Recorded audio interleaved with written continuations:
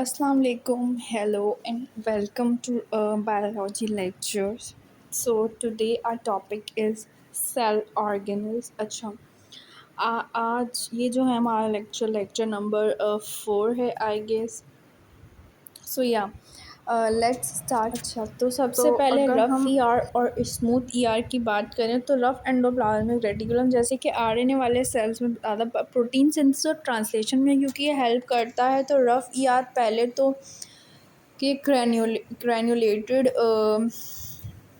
होता है और रफ़ एंडोप्लाज्मिक रेटिकुलम क्योंकि नेटवर्क ऑफ चैनल्स है. तो हमारे पास एक तो प्रोटीन से इन्वॉल्व है. इसको हम रोडवे ऑफ साइटोप्लाज्म भी कहते हैं कि हाईवे जहाँ से चीज़ों का ट्रांसपोर्ट होता है इधर से उधर, जैसे कि ट्रांसलेशन में. So that is why it is involve in translation rough E R endoplasmic reticulum. और ये मायोफिब्रिल्स मतलब कि स्केलेटल मसल सेल में ज़्यादा पाया जाता है रफ ई आर क्योंकि उन सेल्स में हमारे पास जो है वो प्रोटीन्स का एक तो ट्रांसपोर्ट भी होता है और उसके अलावा मसल कॉन्ट्रैक्शन में भी हेल्प करता है. तो उन सेल को हम उन सेल्स के नेटवर्क को सार्कोप्लाज्मिक रेटिकुलम भी कहते हैं.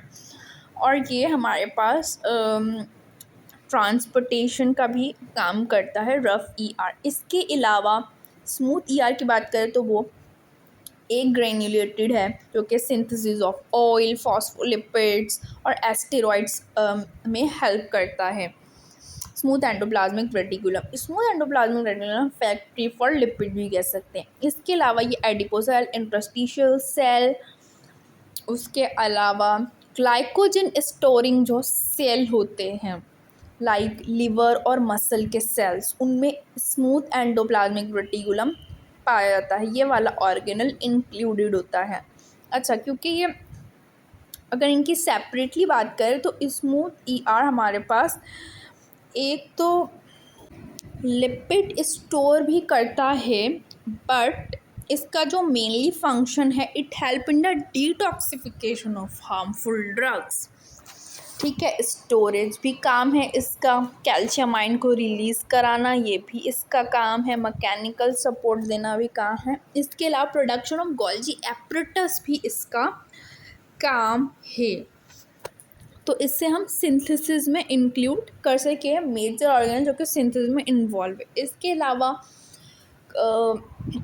ये जो है toward R E R rough E R में प्रोटीन भी ट्रांसफ़र करवाता है स्मूथ एंडोप्लाज्मिक रेटिक्यूलम.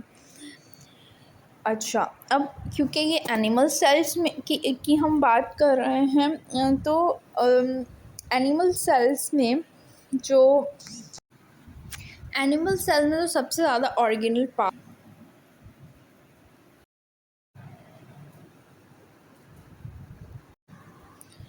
वो है स्मूथ एंडोप्लाज्मिक रेटिक्यूलम. ठीक है, और इसके अलावा ये मैकेनिकल सपोर्ट भी सेल को प्रोवाइड करता है. अब अगर हम आगे वाले ऑर्गेनल की बात करें जो कि है राइबोसोम्स, जिसे हम प्रोटीन फैक्ट्रीज भी कहते हैं, जहाँ पे मेजरली सारे प्रोटीन्स बनते हैं वो है राइबोसोम्स. अब राइबोसोम्स जो हैं वो ये जो है ये ट्रांसलेशन में तो ऑफ कोर्स मदद करेंगे बट राइबोसोम्स जो हैं वो हमारे पास मेनली किन तरह के सेल्स में पाए जाते हैं? माइटोकॉन्ड्रिया. अच्छा माइटोकॉन्ड्रिया में भी राइबोसोम्स का बड़ा फंक्शन है जैसे कि एरोबिक रेस्पायरेशन. ठीक है, और राइबोसोम्स के इटसेल्फ दो यूनिट हैं, लार्ज और स्मॉल यूनिट. ठीक है, तो अब ये दोनों यूनिट मिलके, ठीक है, वो जो आपने पढ़ा होगा 40+60 और 80s बनाते हैं. ओके, तो अब राइबोसोम्स का जो मेनली काम है वो एक तो प्रोटीन बनाना, अमाइनो एसिड्स की production, but ribosomes S E R और आर ई आर के साथ भी मिलकर काम करते हैं. और राइबोसोम्स हमारे सेल्स में रेस्पायरेशन तक का भी काम कर लेते हैं और ये कौन कौन से सेल्स में पाए जाते हैं? राइबोसोम हमारे एनिमल सेल्स में पाए जाते हैं, प्लांट सेल्स में पाए जाते हैं। और प्रोटीन्स प्रोवाइड करना इनका मेनली काम है। अच्छा, राइबोसोम्स किन तरह के मॉलिक्यूल्स को माइटोकॉन्ड्रिया में जो है वो उसका सिंथेसिस होती है? नंबर वन, ये जो है वो माइटोकॉन्ड्रियल सेल्स में बहुत सारे मॉलिक्यूल्स की प्रोडक्शन करवाता है, जैसे कि एटीपेस कॉम्प्लेक्स, उसके अलावा एनएडी, एफएडी, डाई न्यूक्लियोटाइड्स। ठीक है, तो इस तरह के जो और को एंजाइम्स वगैरह उनकी भी प्रोडक्शन माइटोकॉन्ड्रियल सेल्स में करवाता है, जिनका काम है बायो एनर्जेटिक रिएक्शन, जैसे कि जो भी रिएक्शंस होते हैं, क्रेब्स साइकिल, ग्लाइकोलाइसिस, उनमें इसका मेजरली रोल रहा है राइबोसोम्स का। ठीक है।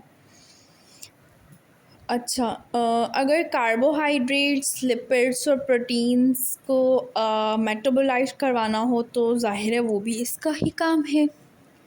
इसका काम क्यों है?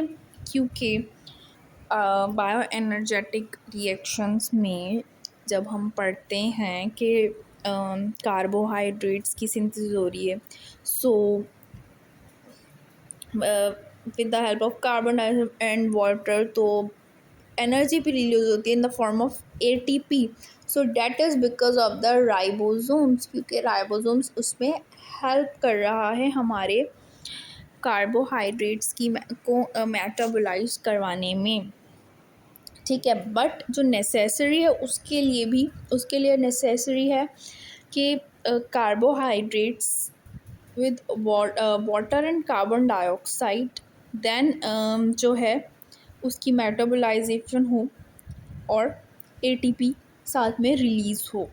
तो मतलब एनर्जी रिलीज़ भी करवाता है और एनर्जी को कंज्यूम भी करता है, बट एनर्जी को कंज्यूम, अच्छा, इलेक्ट्रॉन कैरियर्स वाले मॉलिक्यूल को भी ये ट्रांसपोर्ट करता है बायो एनर्जेटिक वाली रिएक्शंस में।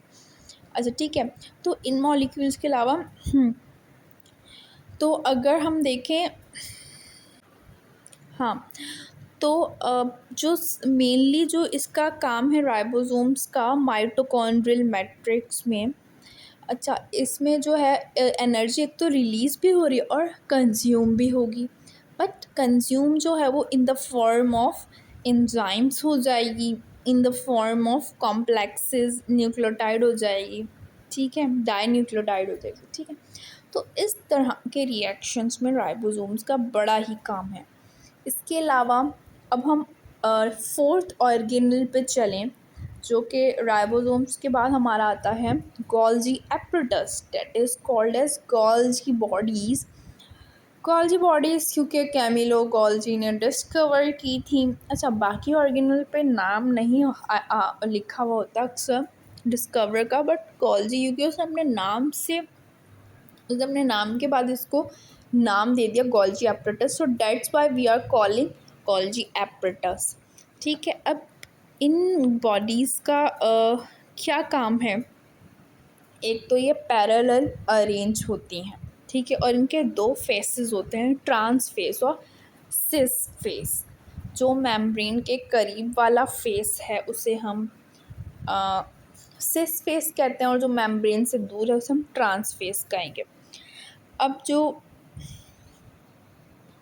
राइट, एम आई राइट? नो, हाँ, इसके अलावा गोल्जी एप्परेटस, ठीक है, इसमें वेसिकल्स कप नुमा के स्ट्रक्चर होते हैं जो कि पैकेजिंग, सिंथेसाइजिंग, प्रोडक्शन, ट्रांसपोर्टेशन उसमें हेल्प करता है गोल्जी एप्परेटस।